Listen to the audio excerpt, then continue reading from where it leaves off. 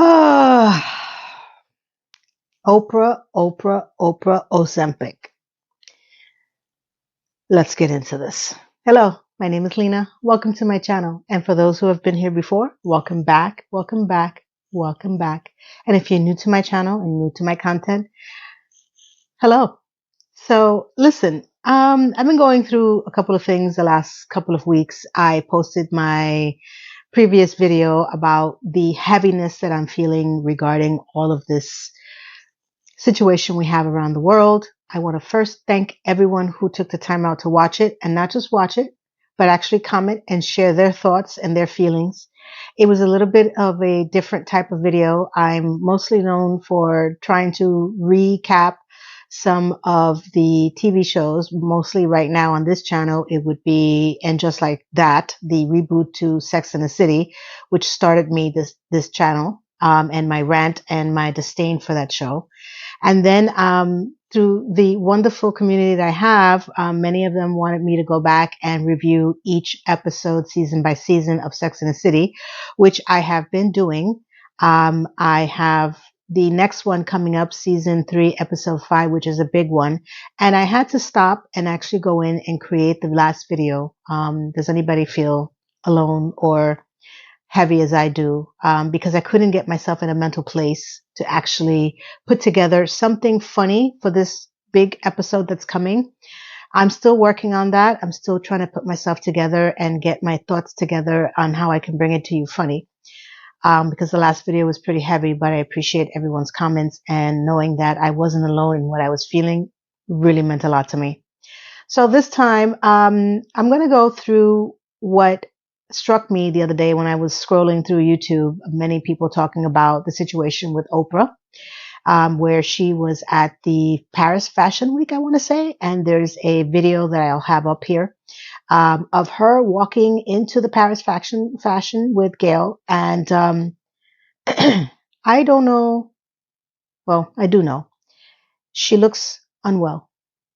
Now, for many of us who've gone through the Oprah Chronicles, when she started her Oprah show, we have gone through this yo-yo, swing around, up and down conversation with her about her weight for a majority of her life. It's been something that really irks her, stick in her craw, okay?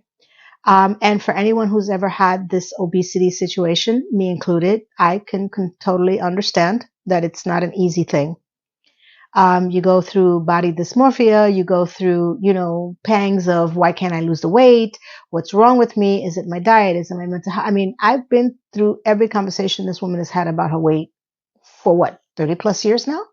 Okay. So she's in her 70s now. Okay. So it wasn't too shocking when I heard that she had decided to get on a GLP-1, Ozempic. She had tried the Weight Watchers thing, obviously, and that didn't work. She's been forever trying to achieve what her ideal body weight should be. She never felt comfortable in her own skin, though she's very successful outside of her skin. And seeing this video of her scared the hell out of me. Not just for me, but for every generation that is her generation, because she's 70, I'm 56, so that's a different generational gap. I think she's in the baby boomers. I am a different generation, my generation, and then my son's generation, which he's 30, and then the ones that are up and coming. GLP-1s, semaglutide, Ozempic, Mounjaro, whatever the hell you want to call it, okay? I'll give you my experience for those who don't know me, and for those who know me, I've been on this rant before. So I am a full-fledged type 2 diabetic. I have been for the last 20 years. It's a history in my family from my grandfather's side. He passed away from kidney disease when I was very young in the early 70s. That was the first time I even understood what kidney disease or diabetes was. But it was never really explained to me. It's taken down to my uncle who had it, and he passed away from COVID during the pandemic. Then my brother has it. My mother never got it, but I got it. So it's in our family. And I've always lived on that edge of knowing that it could come for me. And it did. I wasn't overweight. But I didn't take care of myself the way I should have.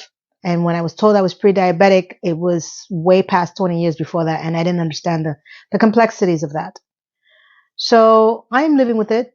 I was on Ozempic, I'm going to say when it first came out, and we're talking about, I had already moved to Miami. I'm a New Yorker, born and raised. I lived in New York for 40 years, and then I moved to Miami, and I lived there for 15 years, and now I'm back in New York at 56.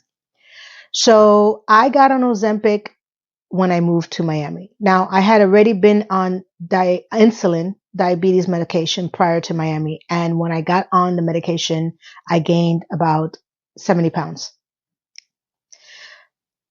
It was a shocker. So, it's been a long ride. I was on Ozempic. I think it's a daily one at the time. I don't know what it is now. I'm not paying attention to that. It didn't do what it needed to do to reduce my A1Cs. It did help a little, but I tapped out. So with the grace of my doctor, he got me on different medications until where we are right now, where I am is Mounjaro. Now, in that whole 15 years, I've lost a lot of weight. I'm never going to go back to where I was before, not without extreme dieting. I know that. And I'm okay with that. Okay. I'm okay being, a little healthier, you know. Um, would I like to be back at that? I don't know. I just know that I need to be comfortable in where I am right now. This leads into the extreme explosion of people finding out that the active ingredient, which is semaglutide, which is one of the side effects, one of the effects of getting on this medications for diabetics is weight loss. Okay. So if you've been living under a rock and you don't understand any of this, or this is the first I'm hearing, first of all, kudos to you. Let me know what rock you're under. I like to rent a room because this has exploded since the pandemic. People who are not diabetics we're taking this medication, and let's just say the actors. Okay. We have many of them that have come out and said that they're on it. And my concern is this, the pandemic. Since I was on Mounjaro, the pandemic hit, I couldn't get a hold of my medication for about 8 months. I have a pill that I'm taking, which is Sunjardi. For anybody who knows, it's like a form of metformin and Jardiance combined. And it only helped me 50% of what I needed. I was on Mounjaro for about a year. And then the pandemic hit. And the lack of being able to get the prescription was everywhere. It affected many, many, many, many, many, many people. And not just that medication, a lot of other medications that are not related to diabetes, ADHD medications, bipolar medications, everything, right? It was a shortage. I suffered. I suffered a severe setback.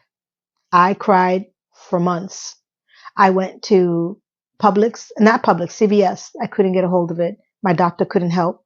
I went to Publix after about 3 times. Someone actually listened to me and helped me and to procure it maybe after 8 months, but it was nothing short of hell.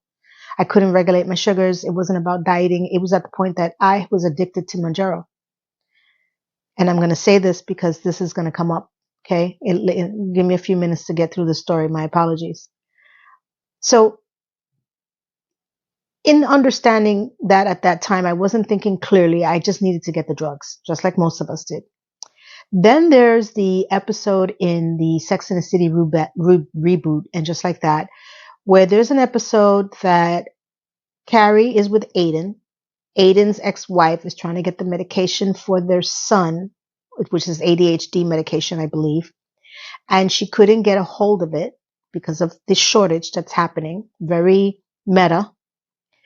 And she calls Carrie to get her to see if she can get the meds because she's in New York and they're in Virginia. Carrie's like, I don't know what the hell to do. So she's talking to the group of girls and Charlotte says, I got you. I'm paraphrasing. She goes over to the next table with her other rich friends because Charlotte is one of the affluent people in the show. And they all have this unconventional, what can I say? Non-pharmaceutical med line that they can get hold of medications because they're all in touch. They all figured it out. I don't know what they did, but apparently if you have money, you're able to get this medication. And if it's who you know and literally how much money you're willing to spend. So she just asked the question. The girl came back and said, I got the medication for you. And then, she tells Carrie, and then Carrie goes and brings it up to Aiden. And Aiden is like, what the hell is this? And it's a whole storyline. The point is that when I saw that, I lost my shit. Because in real life, this is what was really happening. People were using or getting medications that we, the normal people who don't have connections, who don't have money, who don't have, the actors behind them, trying to get this medication. It really was happening. And that pissed me off, okay, to no end. Because you have people who are on this diabetic approved FDA medication, utilizing it so they can lose whatever amount of weight. It is not to say that they're not entitled to lose weight, but not in the way that this was being done. And I'm not saying anything that's shocking. I'm sure many of you know this already. It's already come out everywhere. Okay. So here's my question. When is it going to stop? Oprah looks like, and Gail, they can't even walk. They can't even walk. She looks like a skeleton version of herself. And it's not just Oprah. It's many other people in Hollywood who are becoming scaringly vanishing. They're vanishing. They're literally vanishing before our eyes. Because one of the things that I learned in this whole melee is that you can never get off this medication, whether it's Ozempic, Mounjaro, whatever you're taking. It is a lifetime commitment because you will have the weight return. And which is something I discovered. I gained maybe 15 pounds back, not being on it for 8 months, which is nothing more than, a miracle. I could have gone a lot worse. Now we're coming into this thing that I get that you can't get off of it because you gained the weight back. Okay. But does it also cause you to lose an extreme amount of weight continuously until you're a negative 50? Size negative 50? What is happening? At some point, do you not plateau? Because Oprah, just 6 months ago, though she admitted she was on Ozempic, she didn't look like what the hell is happening here. And Gail too, they're not even, I get that she's 70 years old, but she looks like she needs to walk with a cane. You can't see her face because she has her glasses on. And I'm just saying that this is affecting many other people in Hollywood, and whether they admit it or not, something is off. So then I go back to thinking to myself, well, hell, once I got the medication, I got really sick because I hadn't been on it for a long time. And I got the prescription dosage of the highest because that's what I was on. And of course, not being on it for so many months, you take it, your body's like, whoa, what the bloody hell is happening? So I got sick. But eventually I started to regulate myself. And then my head started to clear, right? Because I started to think back of my reaction of not being able to get that medication was nothing short of a drug addict. I felt like a drug addict. I need my meds. Oh my God, oh my God, oh my God. And I'm not thinking clearly. I'm freaking out. We're under a pandemic. We're all stressed. And all I can think about is how the hell am I going to get myself together? Seriously. So once everything panned out and I was able to sit down and think back, I started to realize, what if this happens again in any way, shape, or form? What if I can't get my hands on this med because of lack of insurance, lack of money, whatever the hell it is? I started to think, is this drug helping me or am I addicted to it? And I'm not a physician. I'm just listening to a lot of people who are coming out now stating there's something off with this medication. Now, some of them claim that they're physicians. I haven't done their background check. I'm just watching some of the videos. They could very be easily not physicians, but there's some of them that are helping me realize what I had been realized maybe 6 months ago. Okay. That I shouldn't be jonesing. This medication is not helping. It is just treating something that inevitably is going to fail because my other lovely gift that I got before I moved back to New York, my last appointment with my doctor in Miami, he tells me that one of my kidneys is failing in the sense that it's not going to happen today. It could happen 10 years from now, 15 years from now, but it's happening. Well, Merry Christmas to you too. I tried to take it well. Bedside manner was pretty good. He's been with me for 15 years. We've been on different drugs and he was being real with me. And I started to ask myself, not just him, just myself, like, then what am I doing this for? Why am I taking this medication? How is this supposed to help me? It's just prolonging the inevitable. And if I get off this thing, which I have because of force majeure during the pandemic, how much weight am I going to gain back? What the hell is happening to me? And when I look at these people who are just lolly-dollying, oh, I'm on this GLP-1 and, do you understand the commitment? And if you're committed to this, Serena, Oprah, and all of the other people who are peddling this, are you being real with yourself and transparent with people who are not diabetics? Because y'all look like you're vanishing. Like there's a movie, I think it's called Vanishing. I want to say Vanishing. Somewhere it just slowly disappears. Is that healthy? Is that what healthy looks like to you?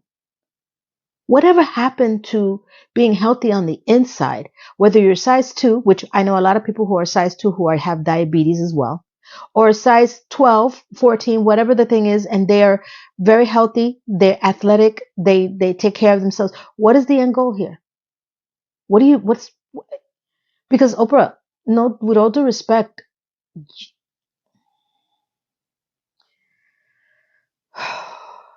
you look scary. And if you can't acknowledge that, you have such a fear of gaining even 10, 15, 20 pounds back, then you never really tackled the problem. Just didn't. You just took something to make it seem like it was the Alibaba of resolutions. You never really won. This is not winning. This is not winning, guys. You know what it costs to have this medication without insurance? A down payment for a house per year. Some charge different than others. Some have now Weight Watchers have the freaking GLP-1s también as well.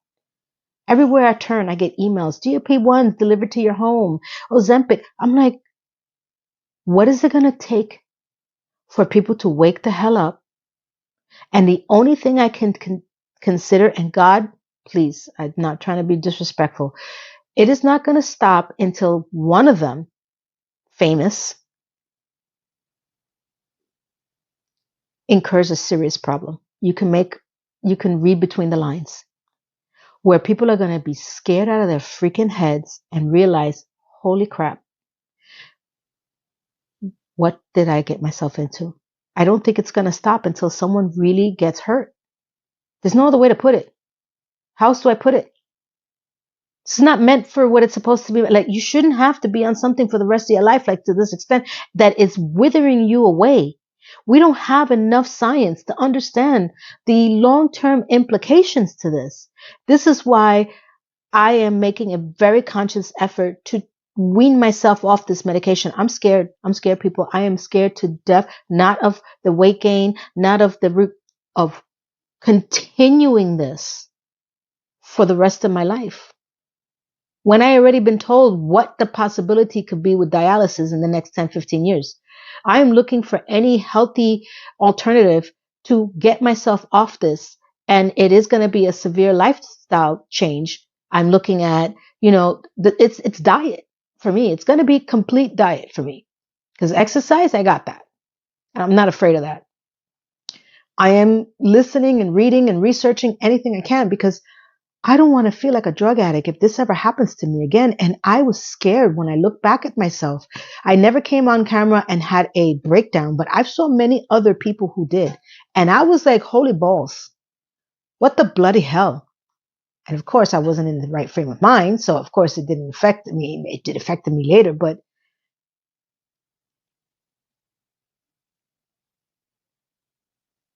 what happened to us?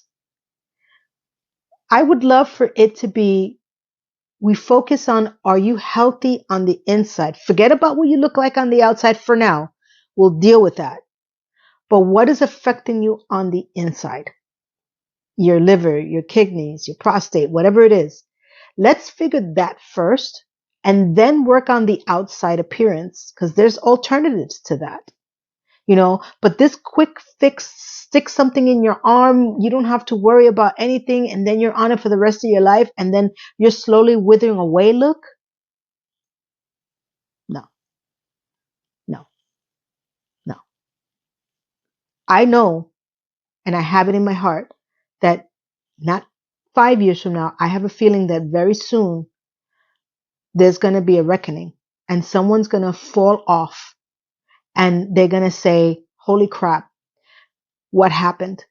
And the more research comes out and the more side effects that affects us internally in other ways is going to come to fruition.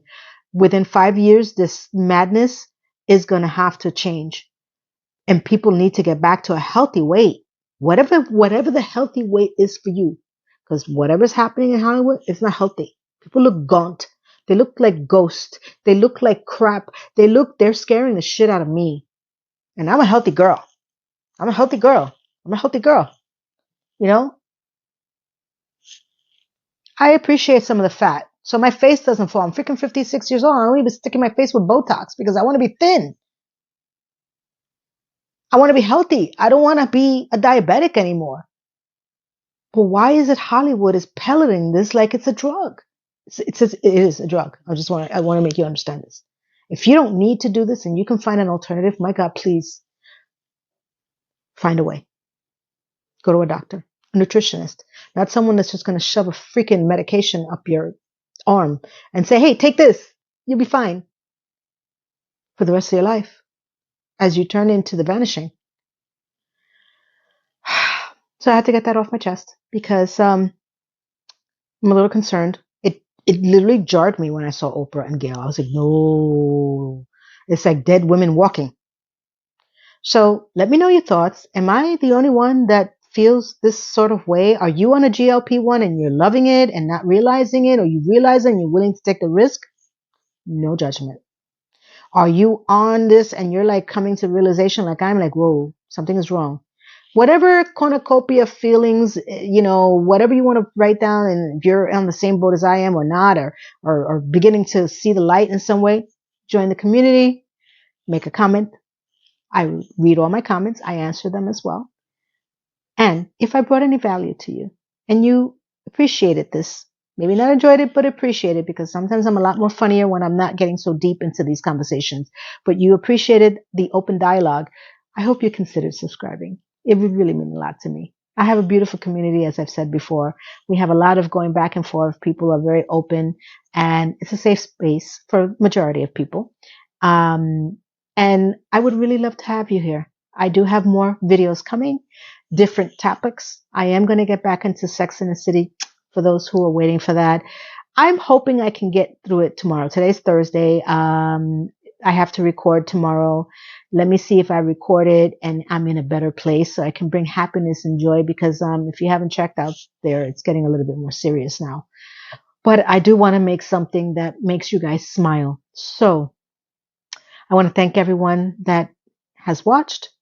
Thank you if you are subscribing. If you're still on the fence, for the 9% that is, I hope you reconsider. And I want to wish you all a blessed day, a blessed night, a blessed weekend, week, month, year. And from here to around the world that I reach, thank you, everyone. Goodbye. Mwah.